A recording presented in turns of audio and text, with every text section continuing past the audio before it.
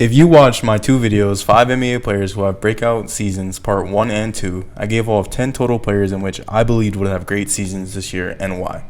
Going forward, I'm going to start a series of what's next for specific players and their upcoming or current roles on their current team, starting with a majority of the players from my breakout videos. So if you haven't watched those videos yet, they are linked down below. So go ahead and give them a look if you'd like. Now, starting off this video, the player that I'd like to cap off this series with is Andrew Wiggins.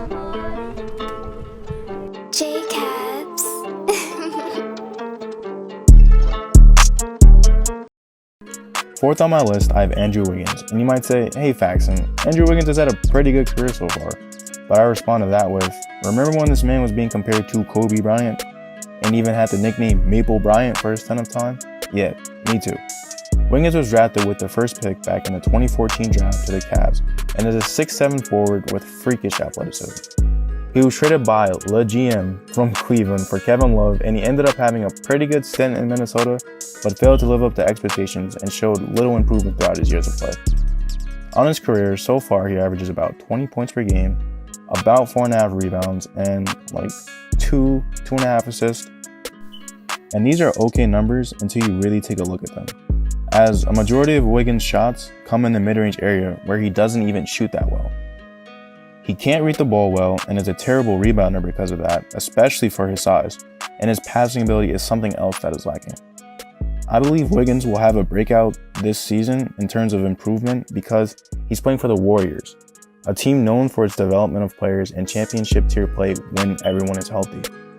Playing alongside while also learning from players like Steph Curry, Klay Thompson, and Draymond Green, it will do nothing but make Wiggins another dominant player in a system that is already dominant. My thoughts on Wiggins fitting into the Warriors system this year push me towards the idea of an even more explosive Harrison Barnes, capable of giving you 30 points, but also capable of showing inconsistencies at times. Looking back, I still believe in what I said, and I believe that going forward, Wiggins is only going to show a lot more of what he's capable of, as so far this season, he's averaging about 17.5 points, 5 rebounds per game, 2 assists, and almost 1.5 blocks per game, while also shooting 37% from 3, which is a career high in both 3-point percentage and blocks per game. Wiggins is also having one of his most efficient seasons, putting up almost 4 to 5 less shots than his best scoring seasons, but basically still in the same realm overall with point production. But what's next for Wiggins? Well, this all depends on if he continues to be a beast on the defensive end like he's been, because the Warriors don't need another pure scorer, as they have Curry and a couple of scoring options when healthy.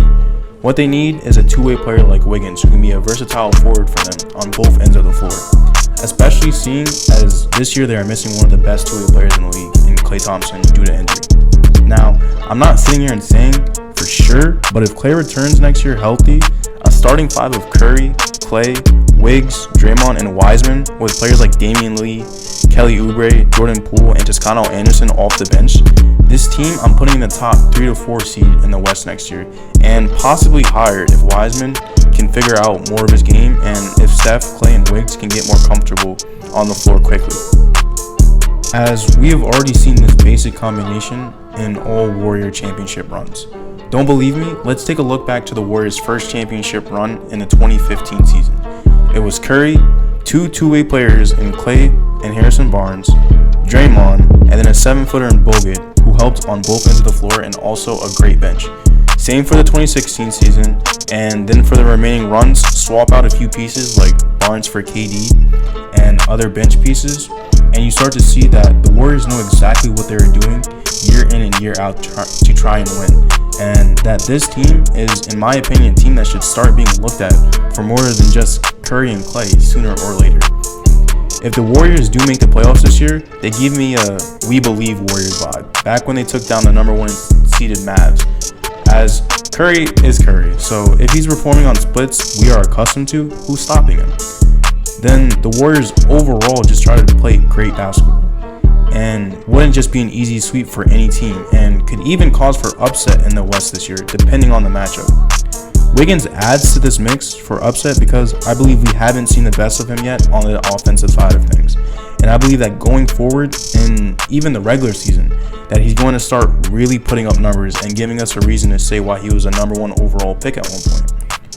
Wiggins is a gifted and explosive athlete on a team that focuses on good basketball and skill to win. And he is also on one of the best teams in the league at developing players.